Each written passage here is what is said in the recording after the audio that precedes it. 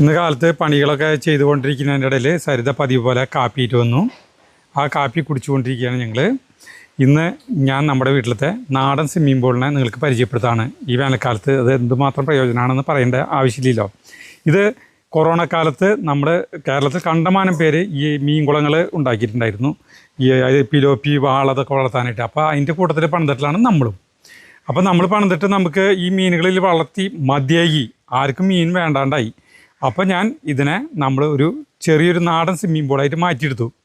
ഒന്നും ചെയ്തില്ല, അതിലത്തെ മീനുകളെയൊക്കെ കംപ്ലീറ്റ് മാറ്റി നമ്മൾ ടാങ്കിൽ നിന്ന് വെള്ളം അടിച്ചു ഇതിൽ അടിച്ചു നിർത്തി. അപ്പോൾ ഇത് 14 അടി നീളം, 13 അടി വീതിയും 5 അടിക്ക് മീതെ താഴ്ചയുള്ള ഒരു കുളമാണ്. 29,000 ലിറ്റർ വെള്ളം ഇത് കൊള്ളും.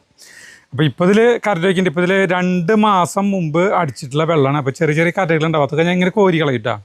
കരടുകളിൽ നിന്ന് കാറ്റത്ത് ഇങ്ങനെ വരുന്നതാണ്. ഇതിൻ്റെ മുകളിൽ മേൽക്കൂരി വയ്ക്കുന്നുണ്ട്, നമ്മൾ മുന്നിൽ പണിതിട്ടിലാണ്.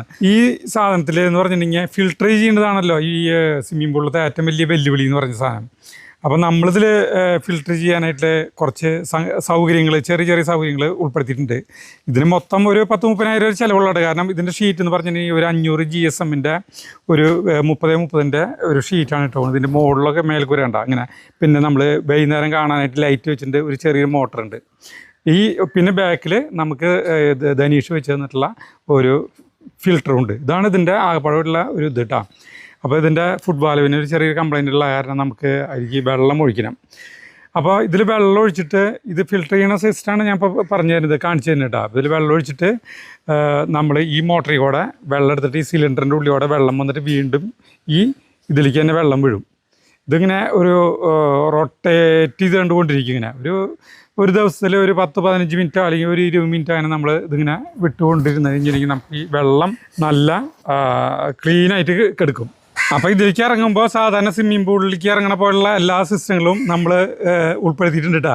നമ്മൾ പുറത്ത് മൂത്രം ഒഴിച്ചിട്ട് നമ്മൾ കുളിച്ചിട്ട് വേണം ഇതിലേക്ക് ഇറങ്ങണമെങ്കിൽ. സോപ്പ് ഉപയോഗിക്കാൻ പാടില്ല, ഭക്ഷണ സാധനം ഉപയോഗിക്കാൻ പാടില്ല, അങ്ങനത്തെ കുറേ നിബന്ധനകളൊക്കെ ഉണ്ട്. ഭയങ്കര സുഖമാണ് ഇതിൽ കുളിക്കാൻ, നല്ല തണവാണ് ഈ വെള്ളത്തിന്. ഇതിൽ കുളിച്ചിട്ട് ഒരു അരമണിക്കൂർ നേരം കുളിച്ചിട്ട് നമ്മൾ വൈകുന്നേരം കിടന്ന് നോക്കുമ്പോൾ നമുക്ക് ഉഷ്ണം എന്ന് പറഞ്ഞ സാധനം ഉണ്ടാവില്ല. വെറും 30,000 രൂപയാണ് ഏകദേശം നമുക്കിതിന് ചിലവ് വന്നത്. സിലിണ്ടറിൻ്റെ കാശ് നമുക്ക് നമ്മുടെ ധനീഷ് വാങ്ങിച്ചില്ല കേട്ടോ. സാധാരണ ഇങ്ങനത്തെ ഒരു വലിയൊരു സ്വിമ്മിംഗ് പൂൾ ഉണ്ടാക്കണമെങ്കിൽ നമുക്ക് ഒരു 5-8 ലക്ഷം രൂപ ചിലവ് വരും. ഇതിപ്പോൾ പിന്നെ കറണ്ട് ചാർജ്, അതിൽ ക്ലോറിൻ ചേർക്കുന്നത്, അങ്ങനത്തെ കുറേ ഇതുകളൊക്കെ വരും. നമുക്ക് ഒരാഴ്ച കൂടുമ്പോൾ ഞാൻ ഒരു 1.25 ടീസ്പൂൺ ക്ലോറിനാണ് ഇതിലേക്ക് ചേർക്കുന്നത് കേട്ടോ. പിന്നെ വേറൊരു വലിയ ചിലവുകളൊന്നും വരുന്നില്ല. സാധാരണ മോട്ടർ അടിക്കുന്ന നിസ്സാരമായ ചിലവുകളാണ് വരുന്നത്. ഇനി നമുക്കിത് എപ്പോഴെങ്കിലും നിർത്തിയിട്ട് മീനിനെ തന്നെ തിരിച്ച് വളർത്തണം വെച്ചെങ്കിലും കുഴപ്പമില്ല, അത് ചെയ്യാം.